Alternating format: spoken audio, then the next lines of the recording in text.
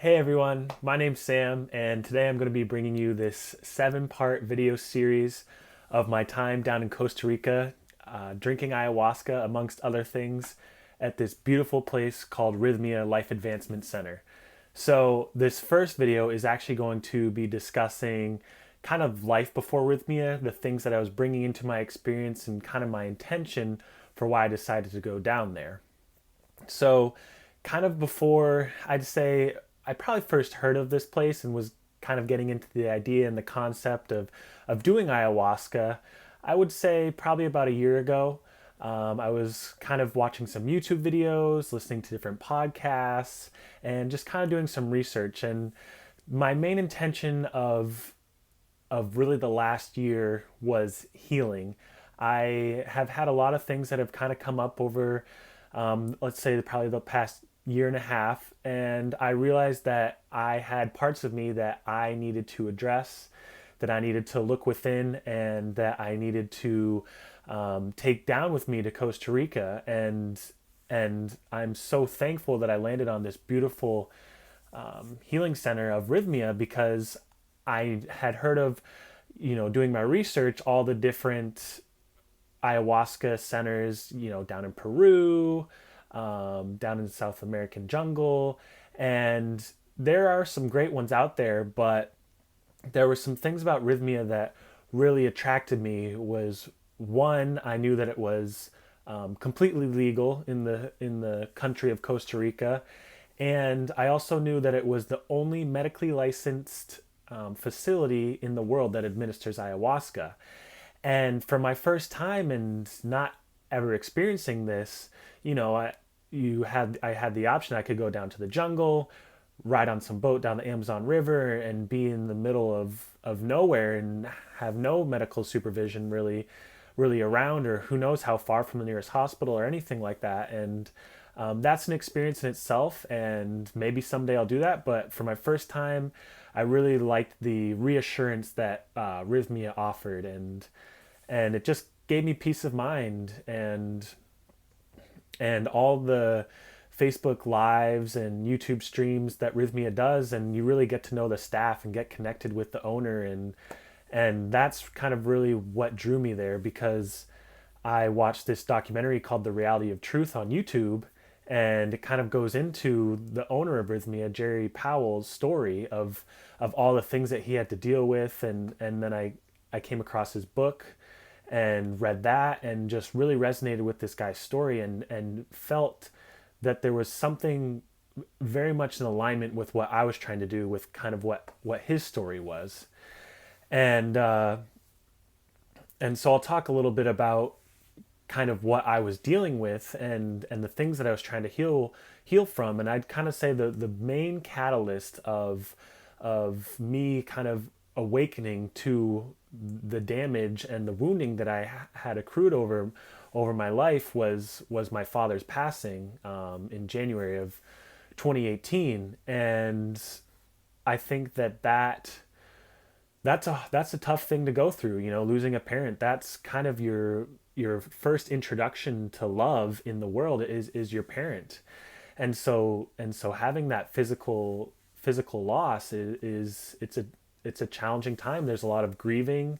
And at the same time, I realized that I had kind of blocked and held emotions in, I think, as a lot of men in our society do, and women as well.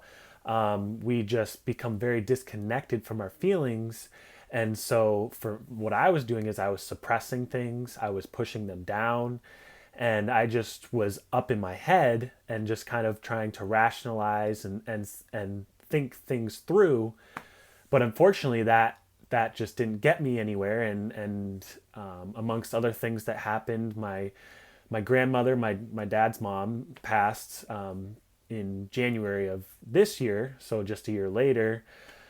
And then I had other things I've been going through. Kind of everything in my life was just kind of collapsing. A lot of things in my life. I was engaged and ended my engagement, and chose so to do that, because as we were getting closer to becoming married, I just felt a lot of resistance. And I felt that if I'm feeling this way and not in total alignment and totally dedicated and know that I want to spend the rest of my life with this person, then I had to chose to do that, and that had been weighing on me and very difficult to navigate that breakup and all the things, as you had promised somebody that you're going to spend the rest of your life with them, and now you're kind of taking that back. And it was just a lot of tricky maneuvering to figure out kind of where our relationship is, and we're still figuring it out. And this has kind of been ongoing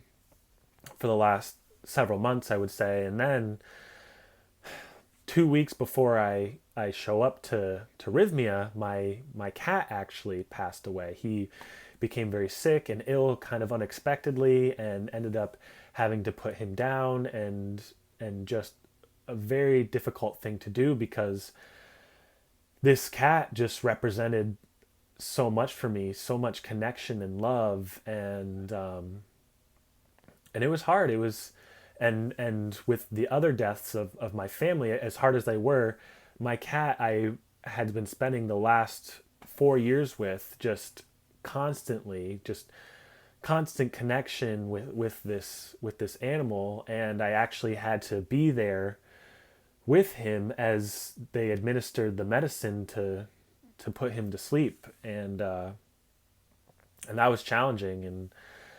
And then of course, leaving for Rythmia, I quit my job. I was moving out of the state that I was living in Michigan.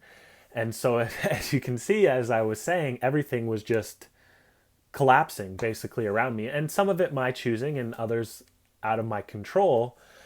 But what I realized is what I was doing is I was actually creating space, because so much of what I had created unconsciously was taking up so much space in my physical, emotional, spiritual, mental well-being. And so these things kind of clearing opened up the space so that I could take that with me to Rythmia and really create space for everything that was coming, that I would be receiving in my time down there.